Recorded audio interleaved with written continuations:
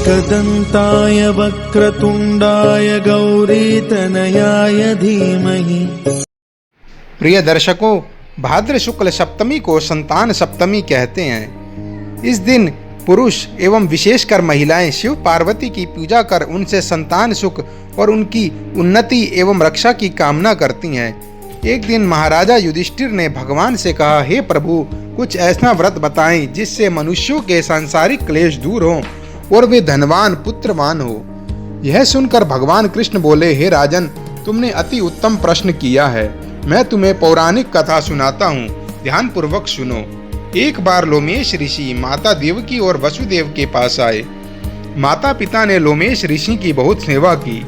तब ऋषि उनको कथा सुनाने लगे। हे देवकी, दुष्ट कंस ने तुम्हारे संतान को मार डाला, जिस कारण तुम्हारा मन अत्यंत दुखी है। इसी तरह राजा नहुष की स्त्री दुखी रहा करती थी, किंतु उसने संतान सप्तमी का व्रत किया, जिसके प्रताप से उसे संतान सुख प्राप्त हुआ। यह सुनकर देवकी जी ने प्रार्थना की, हे ऋषि, कृपया इस कथा को सविस्तार सुनाए, जिससे मैं भी इस दुखों से छुटकारा पाऊं।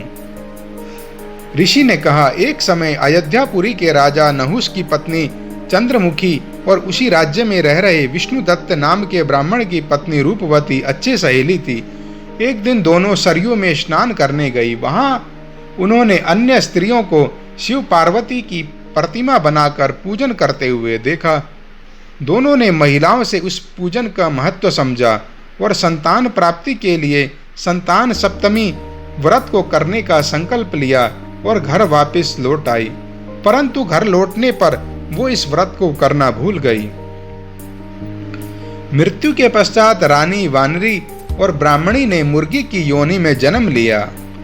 कालांतर में दोनों पशु योनि छोड़कर पुनः मानव योनि में आई।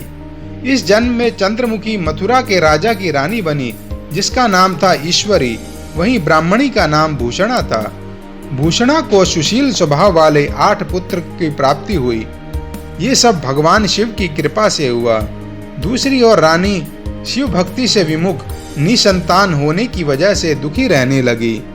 रानी को वृद्धावस्था में गूंगे, बहरे एवं अल्पायु वाले पुत्र की प्राप्ति हुई, जो कि 9 वर्ष की आयु में मृत्यु को प्राप्त हुआ।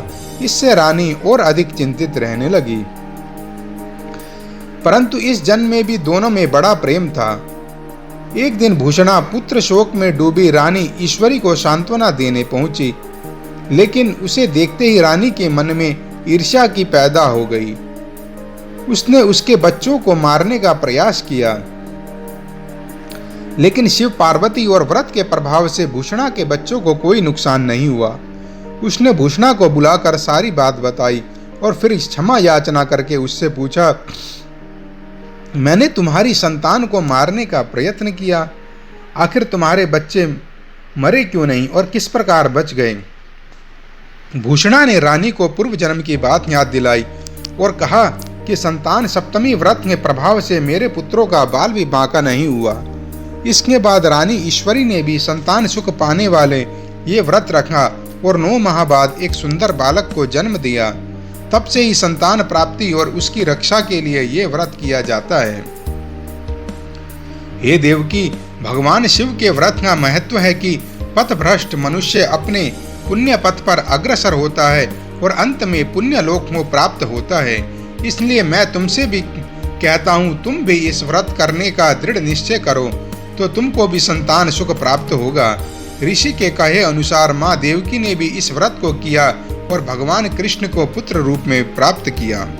प्रिय दर्शकों, यदि आपको ये वीडियो पसंद आया है तो इस वीडियो को लाइक करें और मेरे YouTube चैनल को सब्सक्राइब करें, ताकि इस प्रकार की ज्योतिष और व्रत एवं वार त्योहार से संबंधित वीडियो आपको समय समय पर प्राप्त होती रहें।